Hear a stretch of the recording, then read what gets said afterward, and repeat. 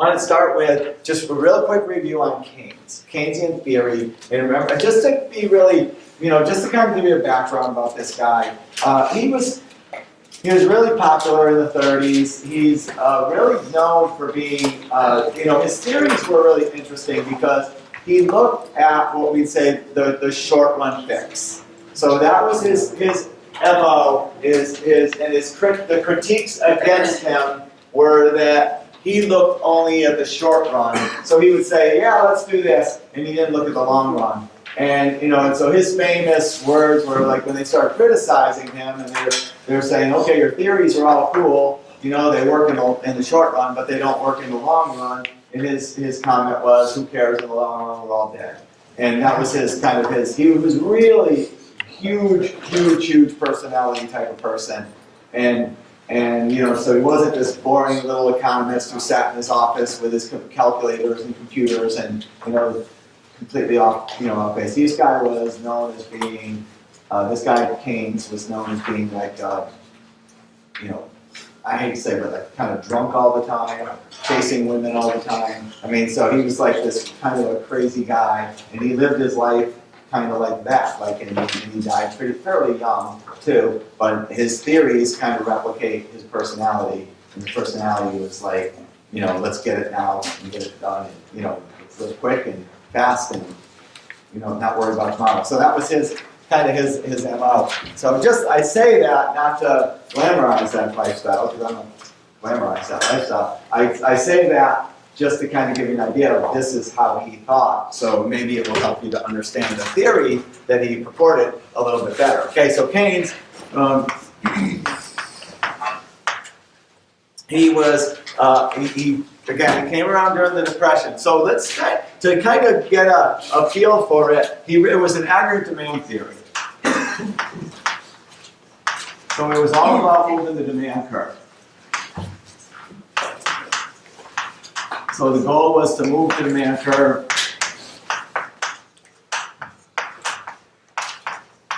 in the direction that best suited society.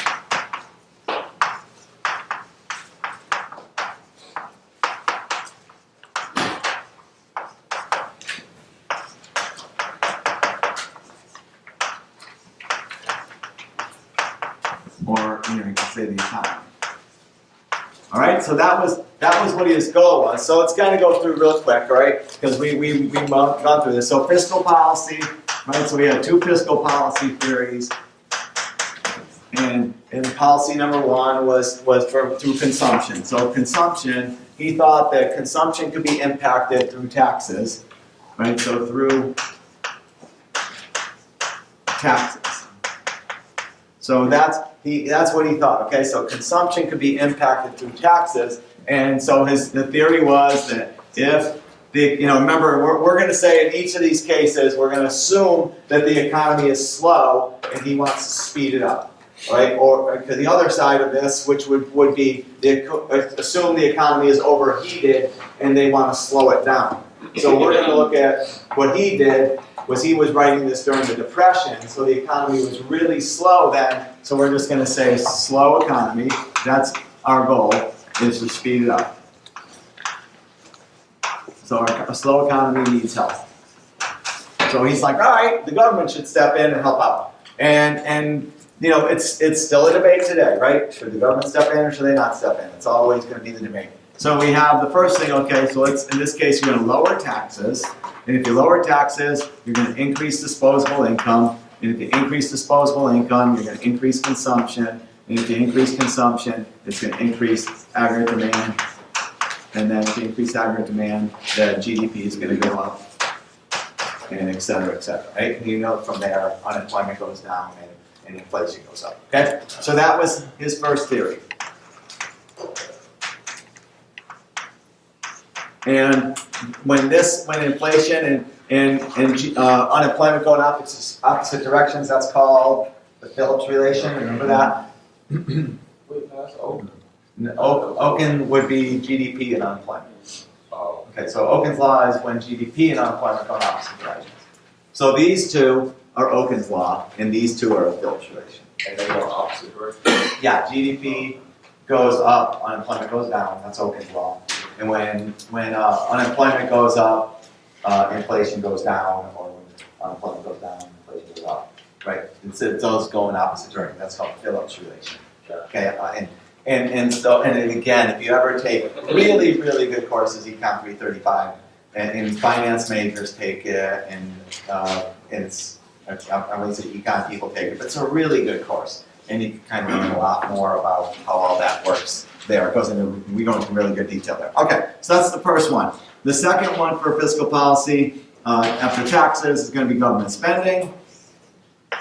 So this goes through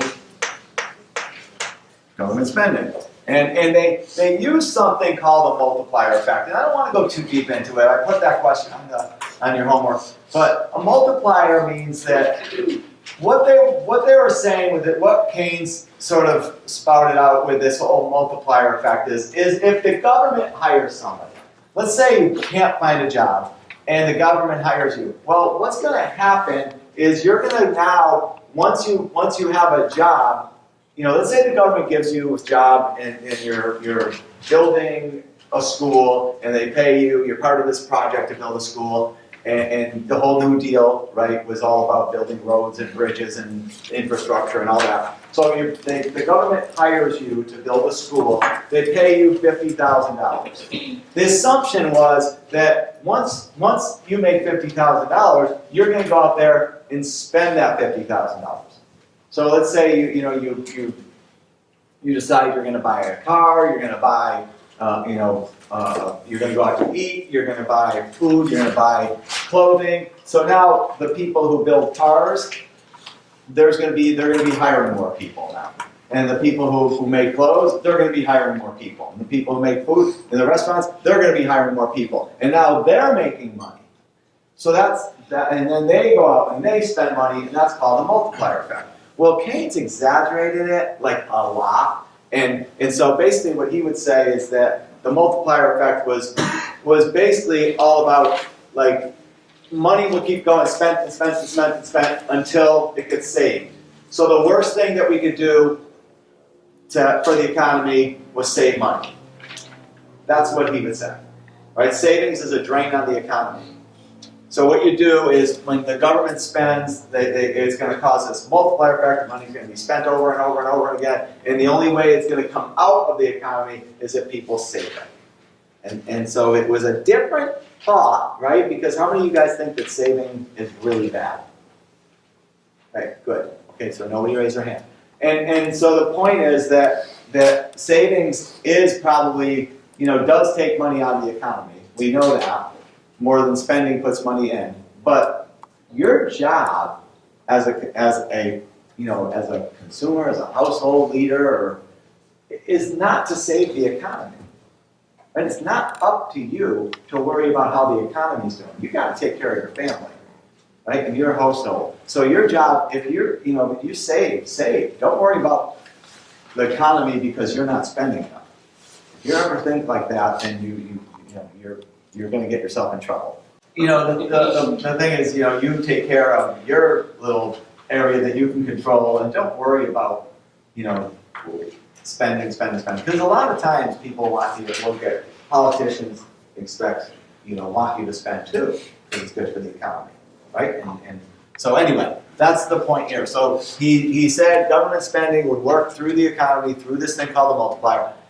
And we do multipliers. The Bureau of Economic Analysis does multipliers. They actually calculate them, and I use them because I do economic impact studies, and it comes out to be about a 2. All right. In other words, if for every dollar the government spends, the economy grows by $2. Okay, that's about it. Keynes would say it would be like 20. Right. But it really comes out to be like close to 2 most times. Sometimes less. Depends on what the money's spent on. All right? Infrastructure, like I said, has a better multiplier than a transfer payment. And we talked about that in class, right? So taking money from person A and giving it to person B, that's a transfer payment. I mean, that may not help the economy at all because person A would have spent it anyway. Right? But taking money from person A and building the school, that can help the economy grow a little bit more. So, right? That's just, again, it's a lot of theory. All right, so this just is government spending goes up and aggregate demand goes up. And then the whole thing starts again, okay? And GDP goes up, et cetera, et cetera. The next one was monetary policy. And so now we're going to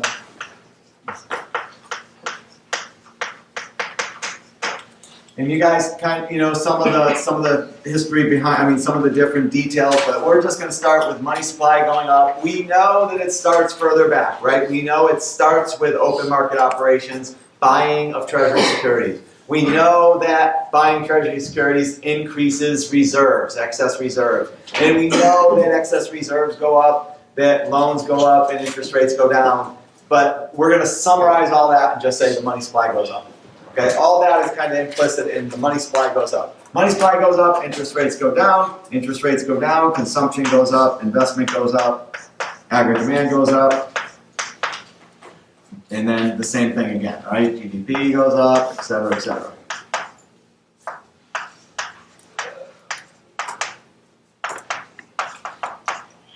Okay, and that's Keynes' theory. Woo-hoo. Right, done. All right, now we're going to go to classical theory. So the classicalists, and just kind of, well, I'll put them together later. But the classical theory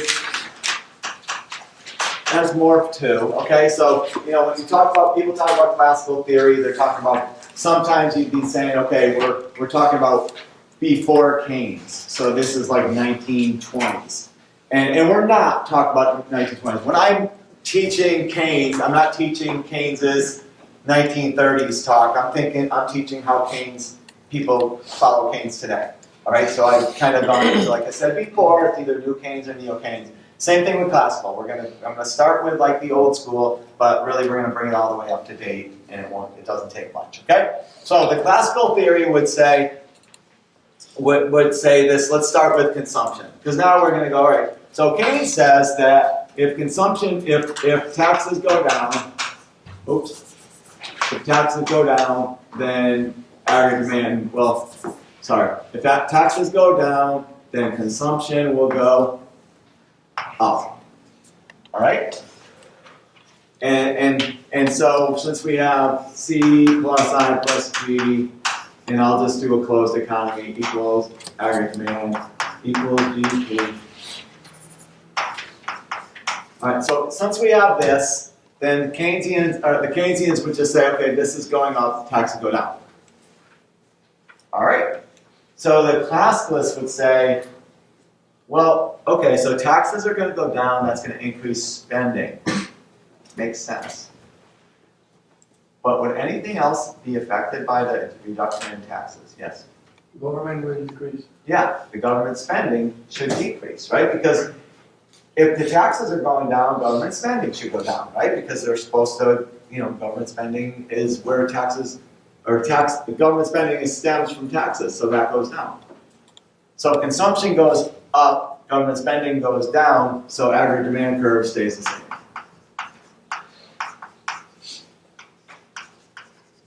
So in other words, it doesn't work. Right? Keynes was wrong. That's how the classicalists would view it. Okay, so it's different, right? So we're taking it a step further. And so the argument would be, all right, if we lower taxes and you think about it and people have more money to spend, then shouldn't that lower the amount of money coming into the government? And if it does, then shouldn't that mean that the government should spend less money? And that's where the classicalists go. Right? And this is called crowding out.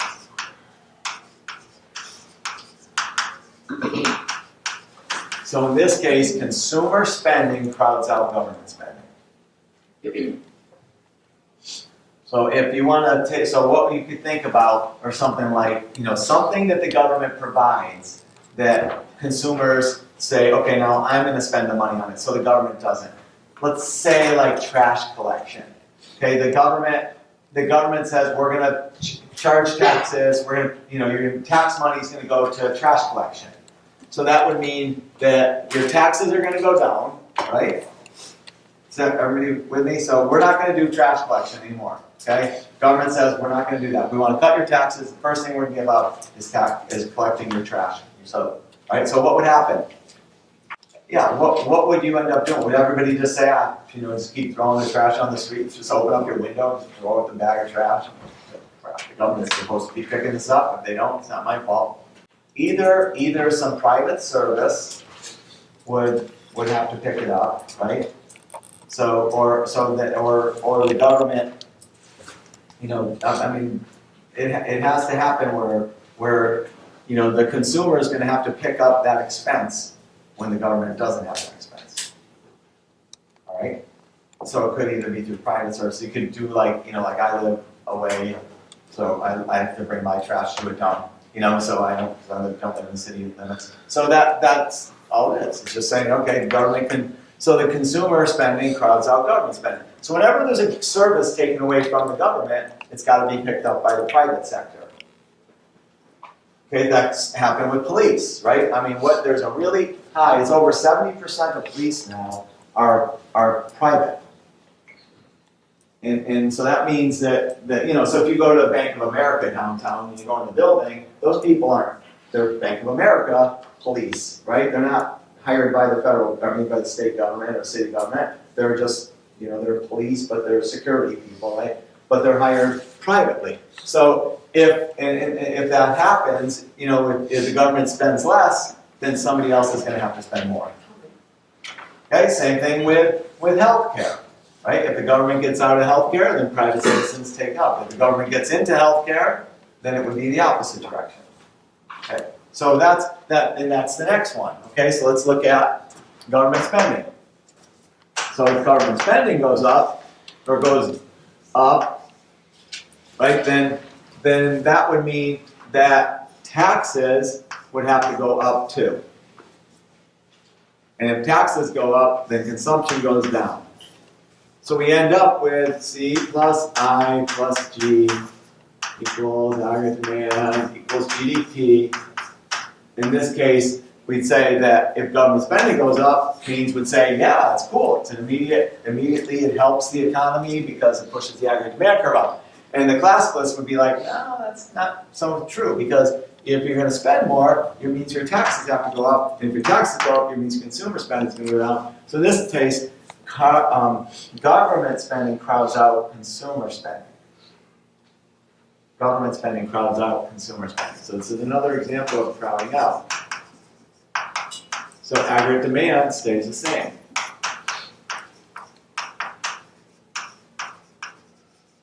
So far, the classicalists are just going to say, leave it alone, right? That's their MO, is things will work themselves out. Government comes in, there's no way it's going to work, because if they increase spending, we're going to have to increase taxes, so that's going to hurt consumers. Or here, if they decrease taxes, they're going to have to decrease spending, so that's going to hurt the government spending, so that's going to hurt in the long run. So neither of these two will work. All right? The next one's a little bit more complicated. So the next one, we're going to draw a picture. Okay? So now we're going to look at monetary policy, and the point here is that monetary policy doesn't work. Monetary policy will not work. In other words, the government increasing the money supply will not stimulate the economy, and here's why. Okay, so we start with money supply goes up, and interest rates go down, and what should happen from there is that as the money supply goes up and interest rates go down, then we're going to end up with, if we keep going, right, we're going to end up with the aggregate demand curve. Let's say it doesn't matter if it's, let's just say investment goes up. It doesn't matter if it's both or either or whatever. Aggregate demand goes up. Okay, so that's Keynesians. Okay, so this is where Keynes was in, right? That was all Keynesian. And the classicalists are okay with that, right? They're fine with that. So how that would look is we'd have this aggregate demand curve, and we have this aggregate supply curve,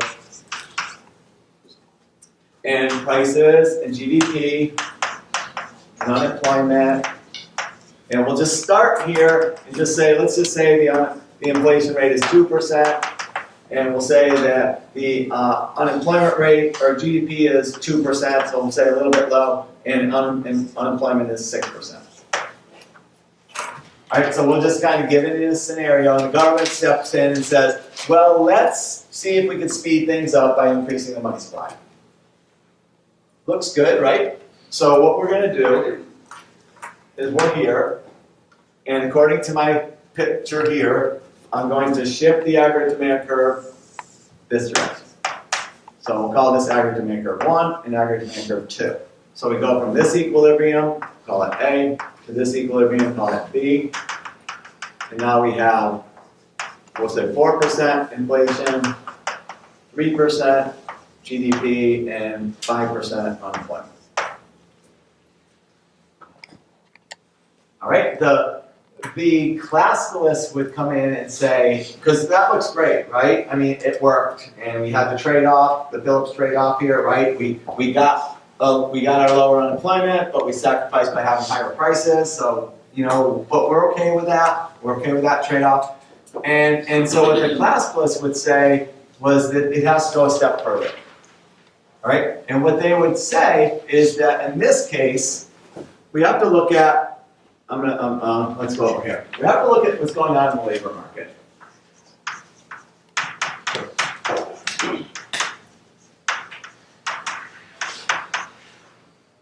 So what's going on in the labor market? So what happens is that we work, right, in the labor market. Okay, I'll just do the graph and I'll explain. We have a demand for labor, supply of labor, and our real wages. Okay, real wages is just take home. That's your wages based on inflation. Okay, and then you have L would be labor units, or just number of workers. So you have this amount here. Just to kind of go backwards, Keynes would say that even though prices went up, remember over here, when Keynes' theory said that we're going to get an increase in the money supply is going to end up with here, inflation, that means prices will be higher, right? Keynes said that. So Keynes would say that when prices go up, if you think about the real wage is just W over price. It basically means what you can buy with your money. What can you buy with your money?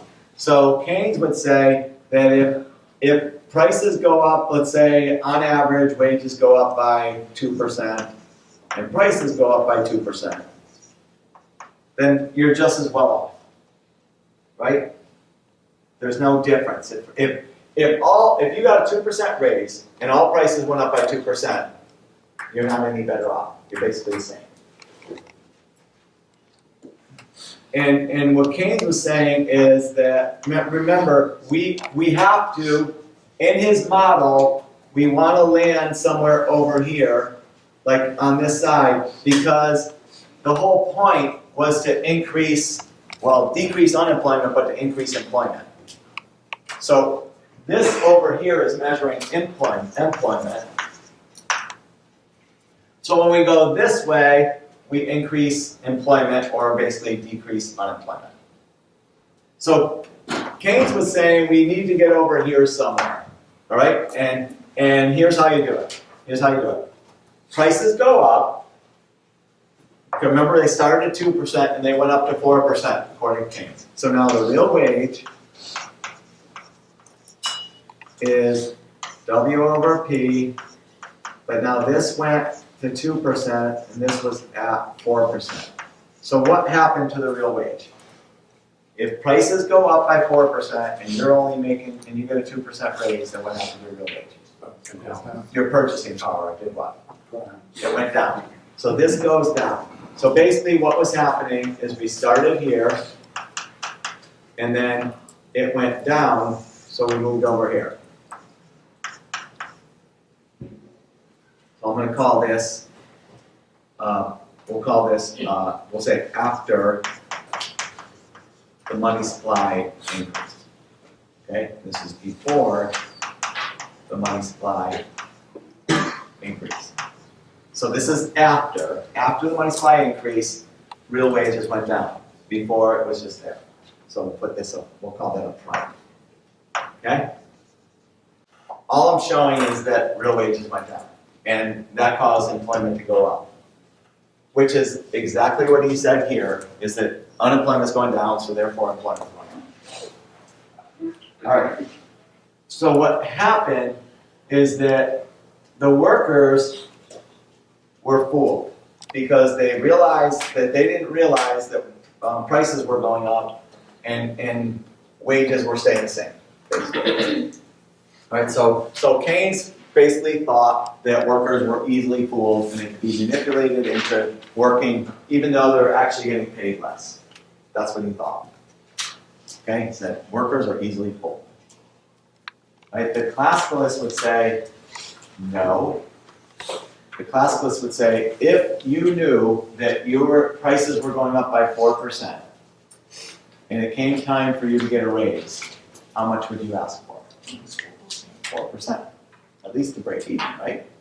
So the classicalists said that you wouldn't be fooled.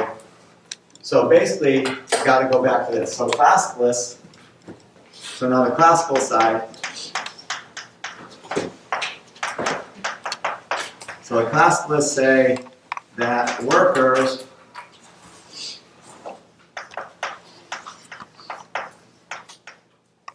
the good news is that they're going to end up not doing anything. So the bottom line is you're going to know the end result is classicalists always do nothing, right? So even if in getting there kind of in a choppy way, you're going to know the end result is stays the same. Stays the same, stays the same, and then stays the same again, right? But what happens though is that workers ask for raises because prices went up.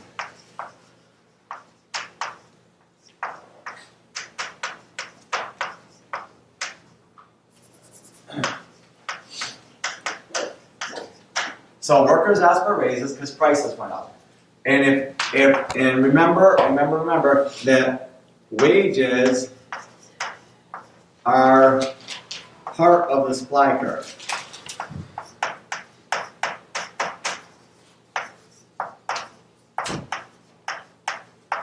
Okay? So therefore, as wages go up, alright, as wages go up, the average supply curve will shift to the left because cost of business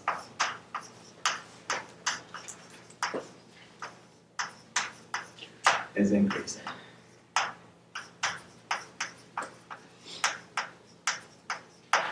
And that's a lot, right? That's a lot to kind of take in. So what that means though is this, that going back to our picture, our graph, what that means is that the workers will not be fooled, they will ask for a raise, and when they ask for the raise, what will happen is the average supply curve shifts this way, so it goes like that, and we go from point A to point C, so what ends up happening is, let's just say we have a 5% increase in prices, but what happens to GDP? Goes down. From start to finish, what happens to GDP? It stays the same.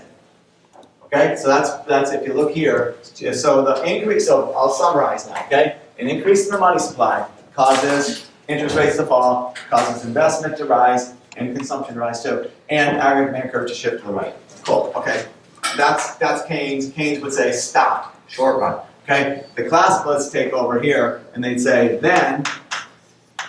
Okay, then. Because then wages would go up, causing aggregate supply curve to go down. That's the summary, all right? This is all the picture and all the information to show you how that happens. But the bottom line is wages go up, causing aggregate supply curve to shift left, and at the end,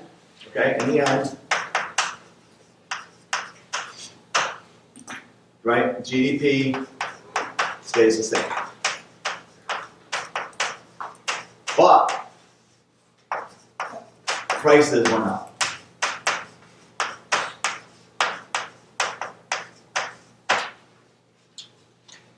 So the classicalists say that all an increase in the money supply will do is increase prices. That's it. So you increase money, and that's really comparable to what we talked about when we talked about inflation earlier in the semester, when we said that what are the three causes of inflation? We talked about it, right? And we said one was cost push, the other is demand pull, but the third one was increases in the money supply. So the increase in the money supply, just all it does is it shifts the demand curve and the supply curve, so you just end up with higher prices and nothing else changes. So the classicalists just go, no matter what we do, fiscal policy, monetary policy, it doesn't work. Keynesians would say, oh yeah, we need to do it. Classicalists say, well, in the short run, that might work, but in the long run, we're gonna have to raise, and like here, right? In the short run, we can lower taxes, and that might work, but the classicalists say that in the long run, we're gonna have to lower government spending.